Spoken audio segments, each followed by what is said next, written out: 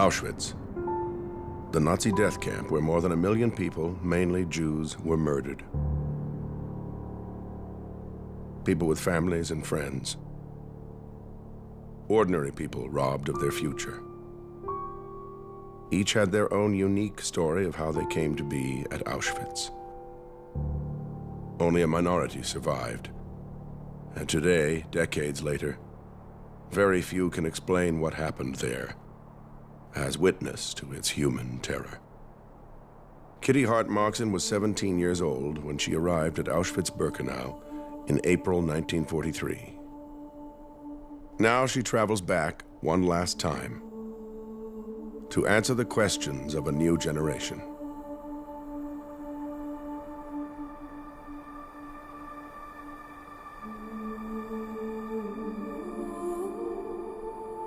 My name is Kitty Hart-Moxon, and I'm a Holocaust survivor.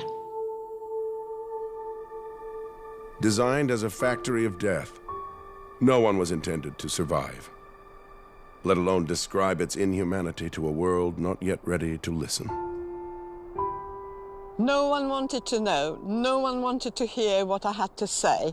But I made a commitment that the people don't want to hear, but I'm going to make sure that they will. I've been here many times, but I really wanted to come with 2 girls who were my age when I was here. I want to show them the struggle for survival. What were your first impressions of the camp? There was just the most incredible mud. And then we saw like a glow in the distance.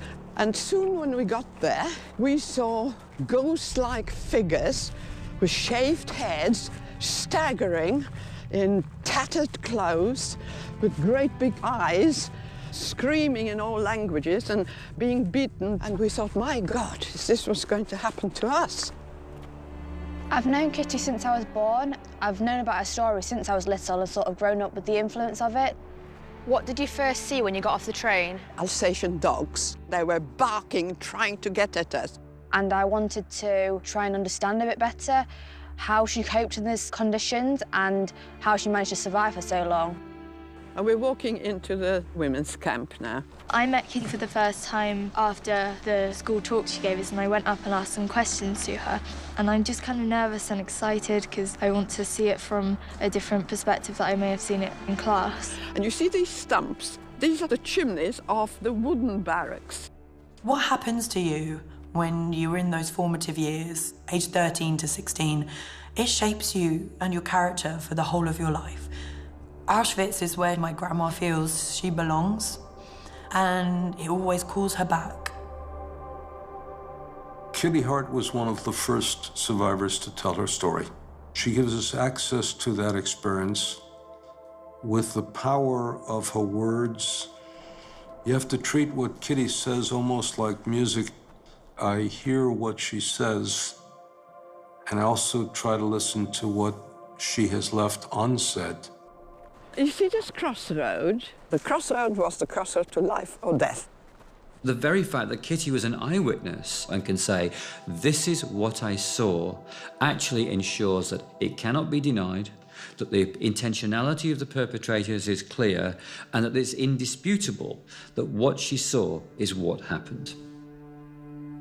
And as you walked, you got stuck in this mud, and all these people were falling around in the mud. You cannot stand there and simply say, this is okay. This should never have happened. It should never have existed. And as a human being thinking about the experience of others, you just realize this is no place for anybody to have ever been.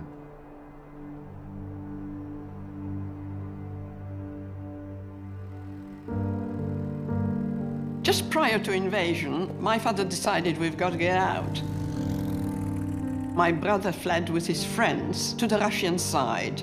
They were asked to join the army, the Polish army, within a Russian unit, and eventually was killed in the Battle of Stalingrad.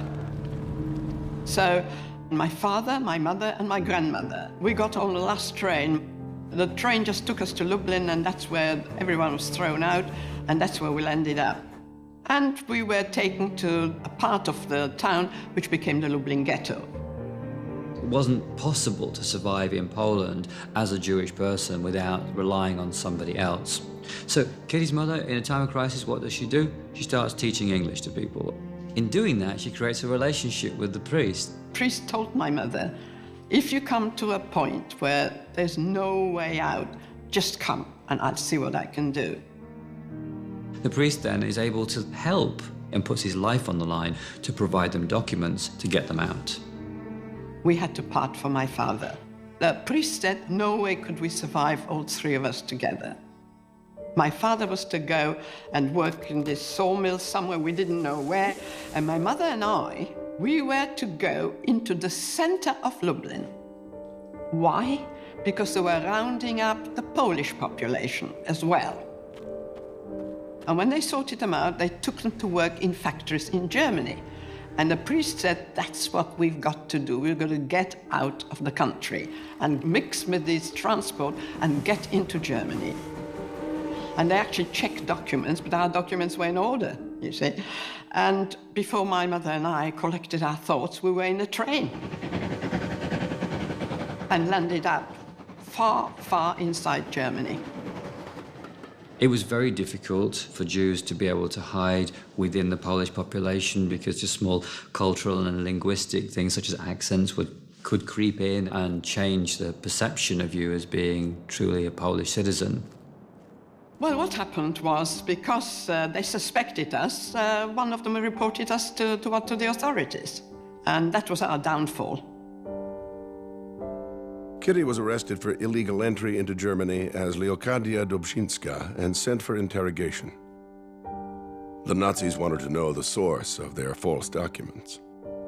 The irony of the Nazis was they could create death camps and murder Jews with impunity, but if somebody broke a law, they had to go through the penal system, which was complete nonsense because they could have simply deported them to Auschwitz as Jews. But because the legal system didn't allow it, they eventually were deported to Auschwitz with a death penalty for immigration charges. So we were told we were going to be executed by firing squad. It was a brick wall, and we had to face the wall with our arms up like that, standing facing the wall. And then there was a huge explosion. And I thought, God, I haven't been hit. There was a great laughter.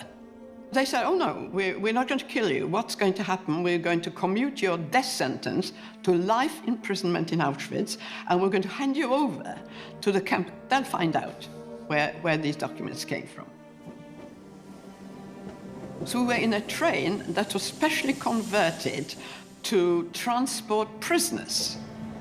And we traveled 48 hours standing before we arrived in Auschwitz. Well, we had absolutely no idea where we were. It was dark. What did you first see when you got off the train?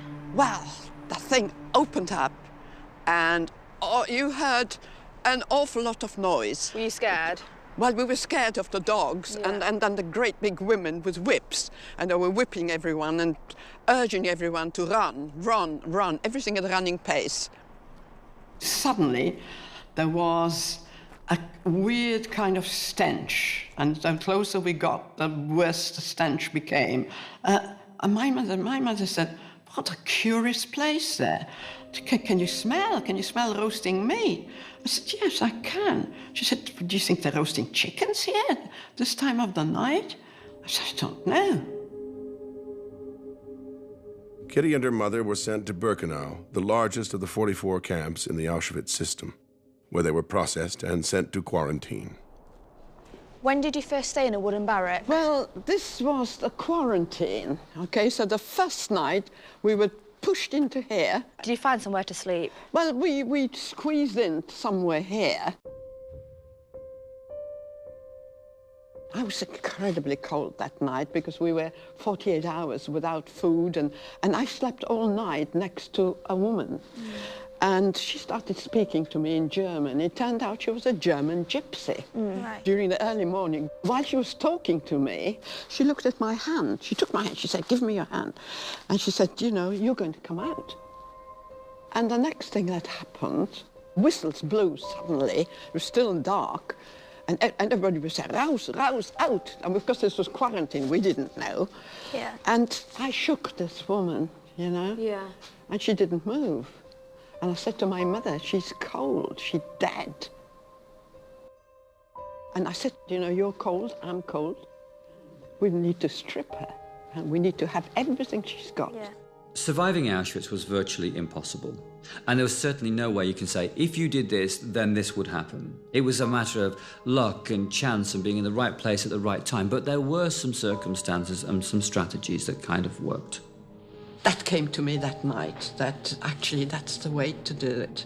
That if you do have the people that had died, you've got to take everything off them. Because it was not good to them, was it? You had to do what you needed to do to survive, and if that was taken from the dead, that's what it meant. Not in the history of mankind has there been industrial killing on this scale. If something happened once, there's absolutely no reason why it can't happen again.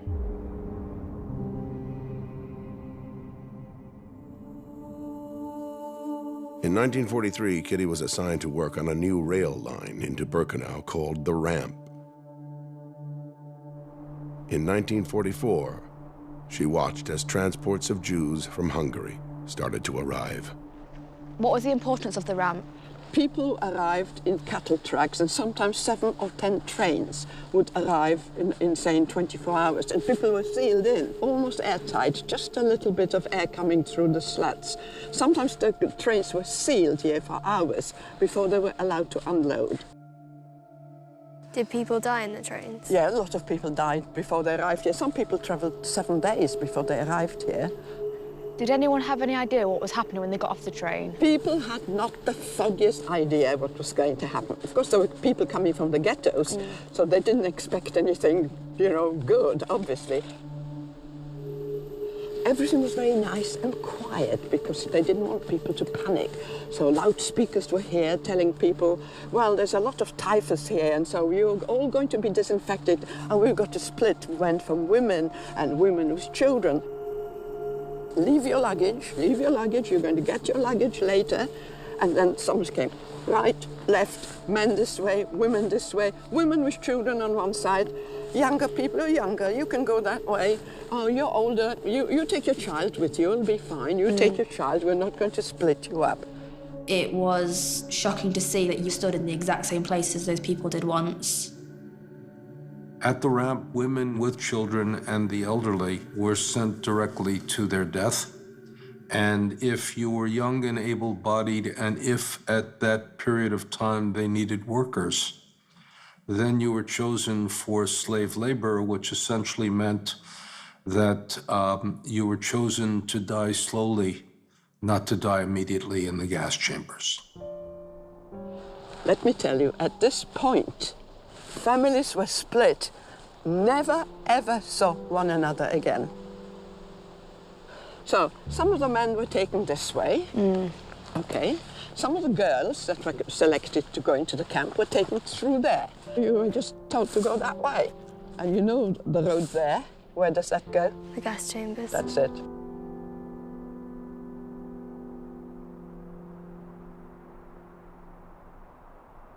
What happened when you arrived at camp? Well, we were taken to a building like this, which we didn't know what it was, but it was called the sauna. Not like you and I understand it, a processing place. And the first thing that happened to you, you were stripped, everything was taken from you, you were smeared with a green fluid, your hair was shaved everywhere. That was then packaged and shipped off for processing.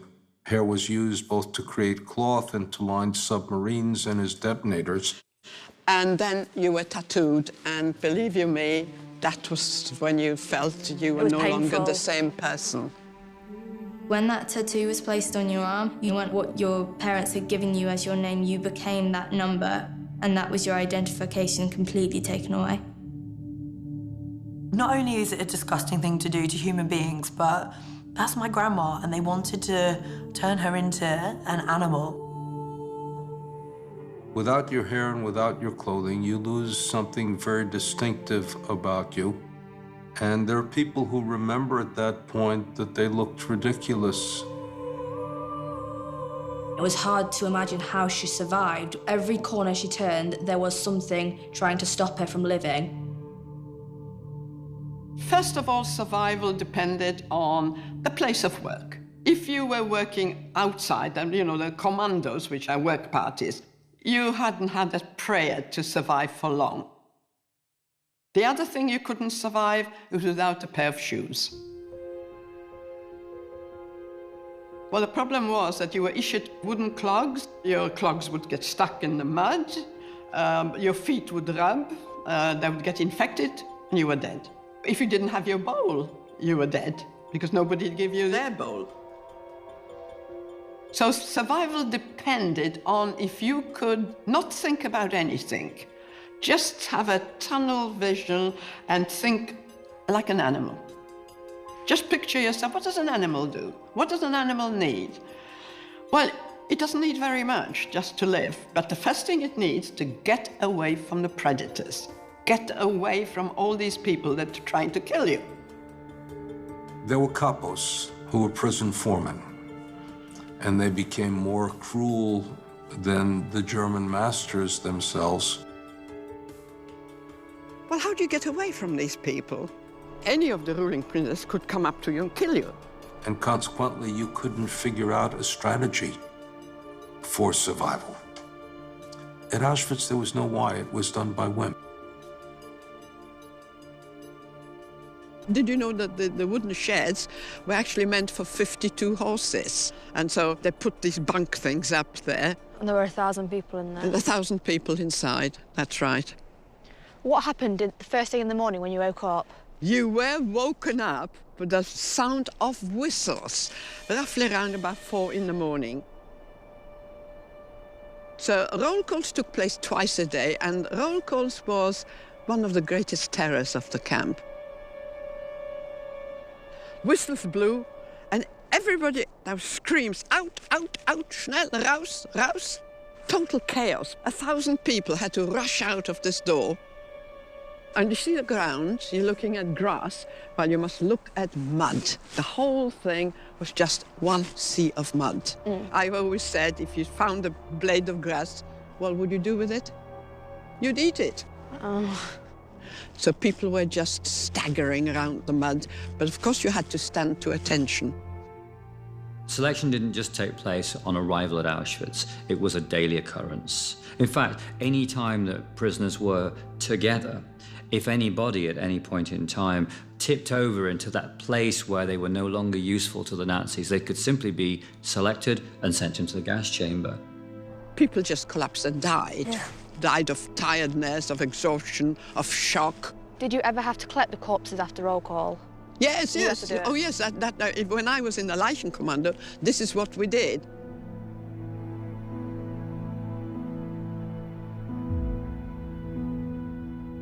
Well, I don't know if people realize, but when you are hungry, hunger is a total obsession. You're just thinking, hunger, hunger, I must have something to eat. I must, if I don't eat something, I'll die. It depended where you were in line as to how much nutrition you got. If you were at the beginning of the line, you got pure water. If you were at the end of the line, you had a problem because they might run out of food. And if you knew the person who was ladling out the food, then in one sense, they dug deep and they got the stuff in the soup that landed at the bottom, whether it's a potato or a carrot or something.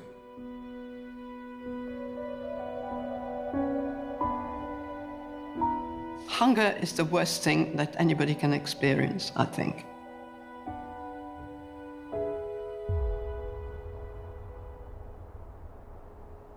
Did you stay in a bunk like this then? If you were lucky, there was a one straw mattress and Right. one blanket for 8 people. How did 8 people sleep here? Like sardines next That's to each it, other? you've got it. Yeah. Head to feet, so you had somebody's feet in your face. Yeah. Did people die in the night then? Did you have any Yes, experience people with died that? in the night, that's right. If somebody died next to you, all of a sudden you found your own body heat going out. You needed the warmth of the other body in order to stay, I wouldn't say warm, but to stay less cold during the frigid nights. Suppose you needed to go to the toilet at night. There's no toilets in here. Well, A, there are no toilets, B, you were not allowed out. The barracks had buckets. Now, a veteran prisoner would try to judge when to go to the bathroom at night by such a way as listening very carefully to what happened to the prisoner before you, to make sure that you weren't the last to fill the bucket, because if you were last to fill the bucket, you had to take it out and empty it. You look at that. You see what this is? It's mud. That's just mud. Yeah. That's right. And very often there was a mess here as well. Yeah. Because you couldn't get to the bucket. Right. You had the permission to, even during the night, to use the bucket. So those were your living quarters. It was just so horrific to think that anybody could stuff all these people in this tiny space. I have a place to go to the toilet, and I have a place to sleep, and I have a place to have food, and I know that I will get it. The Nazis made sure in every way possible you didn't get what you needed. Something to eat, somewhere to sleep, and I'm afraid, if you don't mind the language, somewhere to shit. Now, what I'm going to show you is the latrines, okay? Now, you see that entrance? Mm-hmm. Thousands had to get through this entrance. And, of course, there was a functionary prisoner in charge and wouldn't let you in. But did you know, I worked there at one stage, so let's just show you what it was like. How did you get the job to work here? Well, I had to buy myself to work. I thought it'd be a good place. At least I'd have access to the lavatory. Yeah. Oh, it was horrible. There's nothing further from what a 16-year-old girl would want to be doing with her life than having her arms in shit. And yet, for her, that was a privilege. Because when she was in the Scheißkommando, it meant that she wasn't digging a ditch. She didn't have somebody flogging her to death because she couldn't dig fast enough. She wasn't actually freezing to death because she was inside. And what's more, the Nazis were nowhere near that place. So being in the Scheißkommando was a 16-year-old's dream in Auschwitz. So that was an open sewer. Thousands of women going in there. You had like 2 or 3 people to a hole because you didn't have it to yourself. And then, when people were finishing, you had to dig all that stuff out. So everything had to come out. Think of the idea that you have 35,000 people using these latrines. So it was designed again to dehumanize the people, to degrade them, to make them live in their own filth. Why do you dehumanize these people if you're going to kill them anyhow? Because if people look like a lump of feces, then it's easy to flush it down the toilet. And what would happen if you couldn't get in? How would you go to the toilet? You had your bowl. Yeah. And your bowl was virtually your food or your toilet. Yeah. The problem was washing it out, right? Yeah. How did you No wash it water. out? No water. In the winter, you had snow, you could wipe it out. In the summer, it wasn't so. And you couldn't do anything on the ground because if somebody'd pick it, see you, You can get in trouble. well, never mind in trouble, you'd get killed. Yeah. Yeah. Full stop. We haven't got the words to describe the intense cold. Well, I always think of penguins, actually. How did penguins survive on the Antarctic? Well, if you look at them, they huddle together and try to have body heat from each other. Well, that's exactly what it was. So that was trying to overcome the cold. It must have been horrific to have to stand still in the cold with no shoes, hours and hours on end, when she was hungry, starving, tired, and there was nothing she could do about that.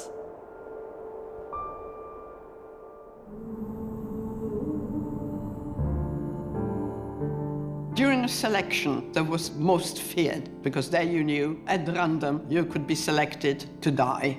So fear, that was the greatest fear, selections. What's this block here with the Well, bars? this is called Block 25. You see the number here, and you see the bars on the windows? Yeah. Well, that's the only block that had the bars. It's called the death block. Block 25 was the place where inmates, once they had been selected, were sent to await death. The Nazis, of course, because they were operating the camp as efficiently as possible, wouldn't simply select 2 or 3 inmates and then send them to the gas chamber because it wasn't worth turning the gas chamber on. So what would happen is they would collect several hundred of these prisoners who were at the end of their usefulness and then dispatch them to the gas chamber when it was convenient. I'm going to explain to you what's inside here. Now, Okay. everybody kept away from here because when selections were taking place in all these blocks, people would have to undress and turn around in front of the SS doctor. And if Yeah. he didn't like your skin, or if you were too thin, or if you couldn't walk, they would take a mark and mark up your number. Did anyone survive that went in there? No, nobody survived. Once you were in, you were dead. You could never get anyone out. Once they were here, that was the end. You were very taken aback by it.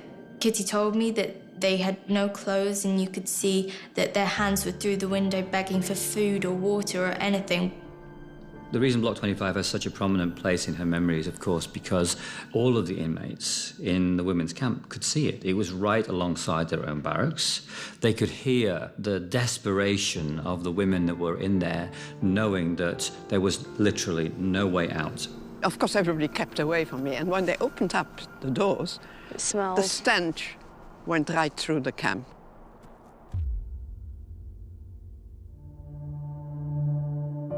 Well, language was a big problem because the camp had its own language, and it was actually a combined German and Polish sort of slang.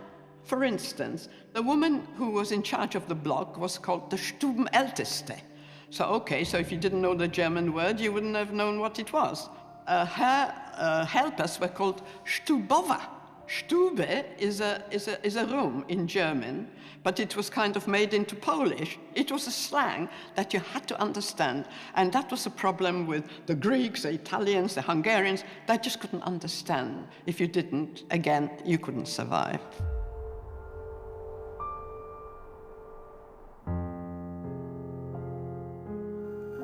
I lost my friends all the time. And that was the worst of it, that you had your friends, you established a contact, you already had someone that was, had access, and you could get this, and you could get that, and you could get a bit of food. And then, all of a sudden, they were gone. Just having somebody that you knew that could help you in a given moment in time could be the difference between life and death. Everybody needed the friendship or the sense of I need you to be able to mediate a situation that wasn't designed to allow you to live. What were the white things on these fences? Now, if you look at these white things, that's high-tension electric fencing. You are very, very cautious not to go too close, because if you did, you committed suicide. People commit suicide often. That was the easiest way out. You just touched the fence and you were dead. And if you touched this person, you were dead as well, because electricity would pass through your body to the next person. Or you were shot from the watchtowers if you came too close. So yes, people went on the fence, yes.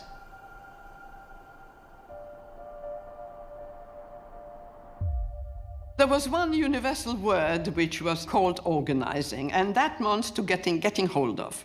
Didn't matter what it was, whether you bought it, whether it was stolen, whether you found it, it was all one word, and it was called organizing. I organized some bread, I organized a pair of shoes, I organized something to wear. So what did women do? They always tried to get 2 or 3 together. 4 was the best. One working in one place, one working perhaps had access to the toilet, like I did at one time. One had access to water. One perhaps had access to some clothes, to the sauna. And that's how you exchanged. And that was the mutual support that was absolutely vital to survival. If you didn't have that, you couldn't survive. We're going to Block 12, because all that was part of sick bay. Did you come here a lot then? I tried to hide there just to conserve my energy. My mother sometimes would hide me somewhere. Kitty's mother was a very highly educated and cultured woman. Once she got into the Holocaust, her knowledge of German was going to be really important to her. She had both the physical attributes and the mental attributes to be able to work her way through very difficult circumstances. And my mother worked right throughout the time. She was working there. She was supposed to be a nurse, but of course she couldn't nurse anyone. My mother psychologically tried to keep people alive by simply begging them to live another day. Working in the hospital meant that her mother was able to help Kitty. Between the two of them, they could work together to enable just increasing the chances of survival a little. My mother was working in an infirmary, an infectious block. So when I had typhus, I was on my mother's block. And I was lucky enough to be told I'll be able to stay and work within the infirmary. So I was a glorified cleaner, but really my function was to bring the bodies out that died. People died during the night. Some of the bodies were up there. So two of us had to climb up there and get the corpses down, drag them all the way and stack them up outside. And I actually hid some of my friends here.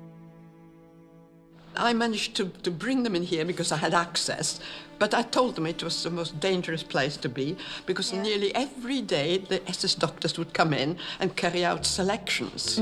They would sit people up. Sometimes they had to jump. If they couldn't jump over this heating channel, they'd be killed. Of course, the sick couldn't get down, so the SS doctors would just, with a chalk, mark up a bunk. Well, of course, we know what happened.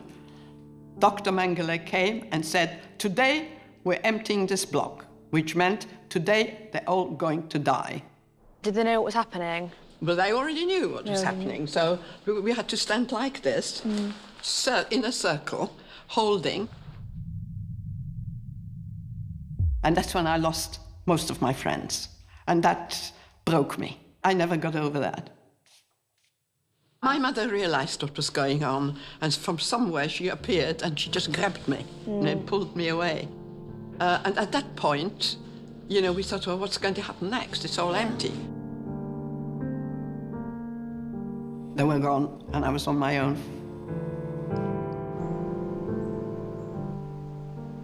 There was a place called Canada, named after the country Canada, which was the place in which they confiscated all of the valuables. They sorted it, they inventoried it, they then shipped it back to Germany for use. They came and said, we're going to ask you to join the Canada. My mother said, there'll be food there. You must do it. There will be food. You'll find it among the clothes. And so I said, yes, okay. And that's how I got to the Canada.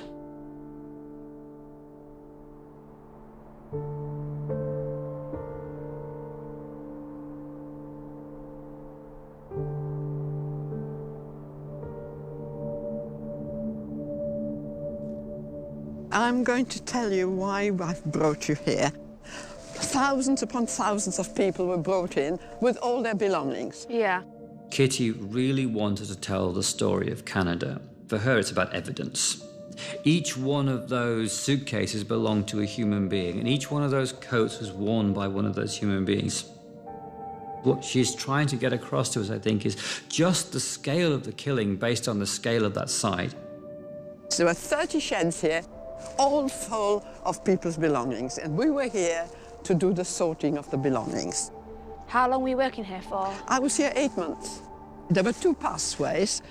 That pathway at the bottom had a huge heap, like 3-story high. Everybody's things jumbled up. All the suitcases were emptied there, documents, children's clothes, prams, everything was jumbled up down the bottom there. And then it was taken to individual sheds, and there it was sorted. My particular job was sorting nothing but men's jackets. So I had to find these men's jackets, and I couldn't always find them because I had a certain quota that I had to make. What happened if you didn't make the quota? Oh, you got punished if you didn't make the quota. And in the shed was a long table, like a trestle, and you put the jackets on the trestle, and you opened up all the seams. What do you think was in these jackets? Lots of jewellery and... Lots of jewellery, diamonds, jewellery, money of all different denominations. Did you always give everything in, or did you sometimes hide it and then... If you kept one single item of any value, that was the end, because there was constant inspection, so you couldn't keep it. And we found a lot of paper money, as you can imagine. What do you think we did with this paper money? Because it wasn't any good to you. You couldn't buy anything. What did we do with it? Use it as insulation. No, we used it as toilet paper. Toilet paper. Yeah, wow. All current, dollars, kroners, whatever currency there was used as toilet paper. One of the SS who took us to the Canada made a speech, and he said, because you're here, you're never going to be back in the main camp, because what you see, we cannot allow it. There's only one way out of here, and that's through the chimney.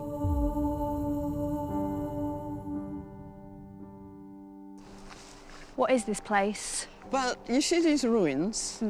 That's all we can see. That was known as the White House. This was a place where the Sonderkommando, the people who were working inside the gas chambers, they were working here. We were not supposed to be here. You see where the sauna is?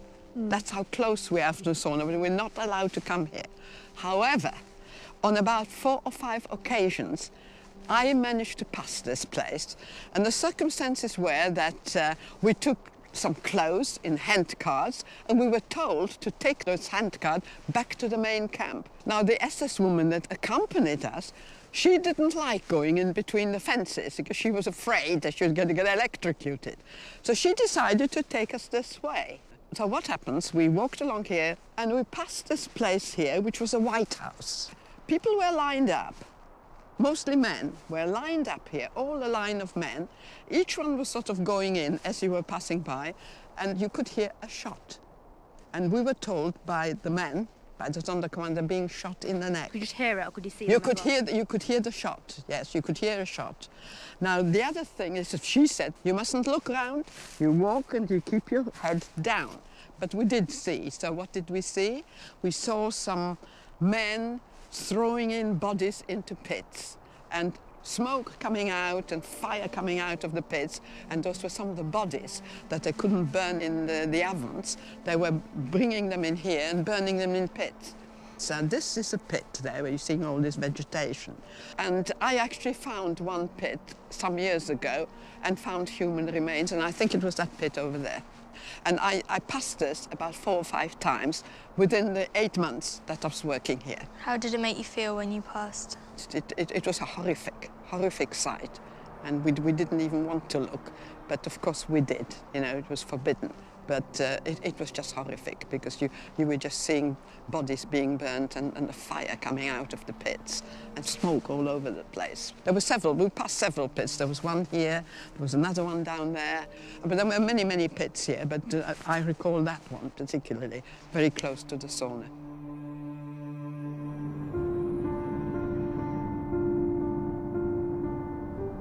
This is where people died. The killing part of Auschwitz. I know you can't see anything. Everything was burnt in that area to erase all traces of murder. In 1944, 5 gas chambers were working at full capacity. Kitty Hart-Moxon was placed in the Canada section at Auschwitz-Birkenau, right alongside crematorium number 4, where Jews were being gassed every day. Right at the back of the fence was the gas chamber and crematorium number 4. Right. And we had a direct view into that gas chamber. See this wood there? Yeah. That's where groups of people were sitting. Small children running around. They had no idea what was going to happen. They were herded into the crematoria. There was an undressing room, and people were told, remember where you hung your clothes because you're going to get it back. We had no contact because we were behind the wire, and also it was very dangerous. You were not allowed to communicate. Yeah. It wouldn't have helped. No. If you would have told these people when you know you're going to die, is that a help? No. It isn't. We felt it's better they don't know. And as they were herded into the gas chamber was sealed. One of the SS personnel would put on a gas mask, and he would climb up on a ladder with a tin in his hand, and he would throw in some powder. That was a gas. And then, all of a sudden, you just had the scream. The crematorium gas chamber was a huge, thick walls. You could hear the people actually suffocating there and screaming, And eventually, after 20 minutes, it was quiet. The Sonderkommando who worked in the gas chamber reported that people climbed up on top of each other, and they sort of were in a sculptural pyramid. The gas was evacuated, and then they were taken to the ovens, and there was a dissecting table. They opened them up to make sure that people did not die with something valuable inside themselves. What Birkenau essentially did was to reduce the human being to a consumable byproduct of the killing process. And the very next thing you saw was the men with wheelbarrows taking ash and dumping it in the pond at the back. Do you think I could actually believe it? No. Did you and your friends talk about it, what you saw? We tried not to talk about it. We knew it was happening, but, you know, we decided we mustn't talk about it. Don't look, don't look. Yeah. We know it's going on, but don't look at it.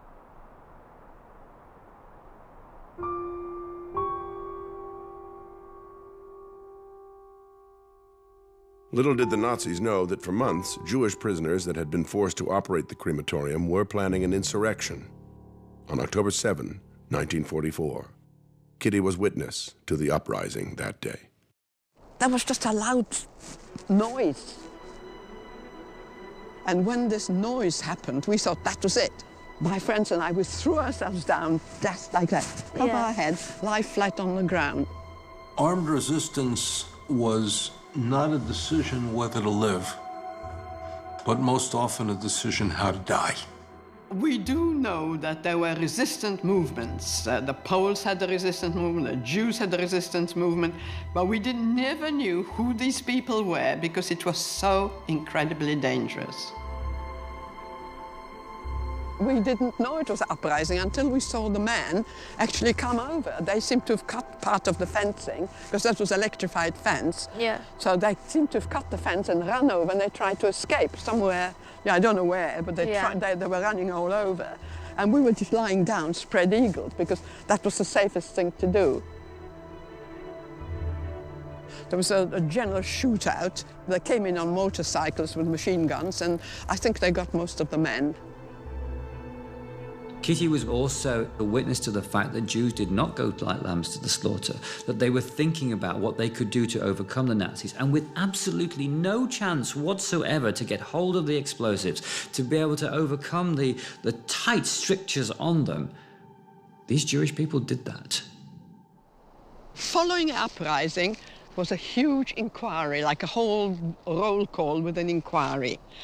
And during that inquiry, one of the SS women came and called my number, 39934. And I was transferred back to the main camp. And I had no idea why.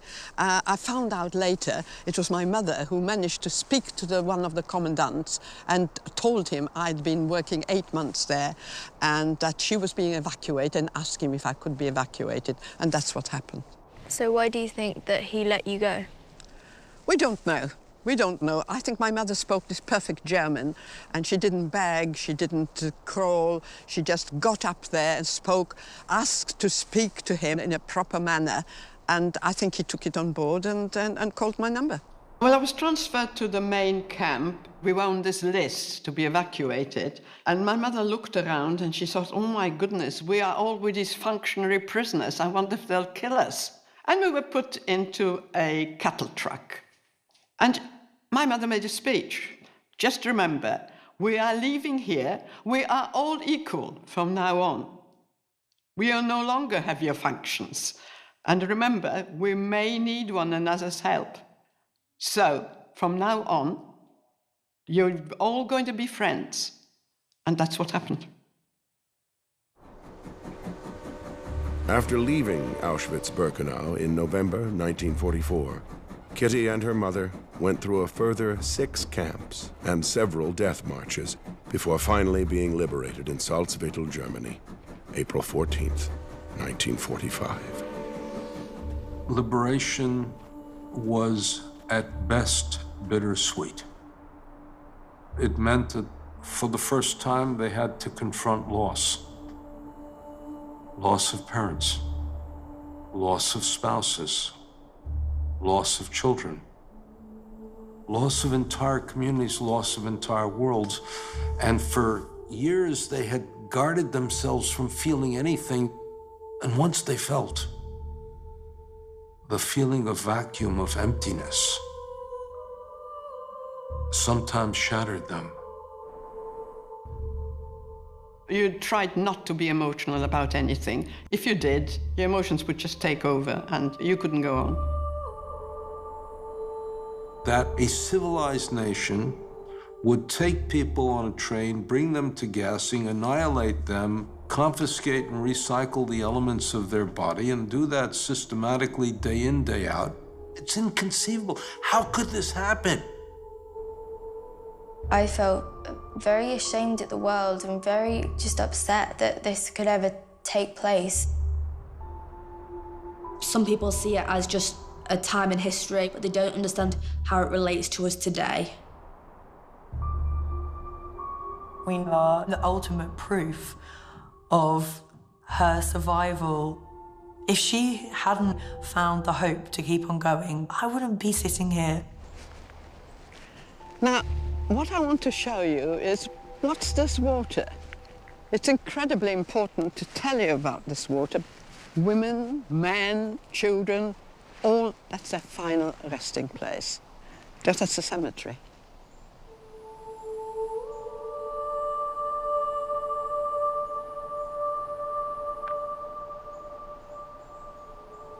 Kitty Hart-Moxon is saying, I was here, this is what they did to me, this is how it was set up, but I prevailed. There are people that simply don't believe that this place existed. We know it happened to the Jews, but the Jews went the first and they went the last, so who's going to be next?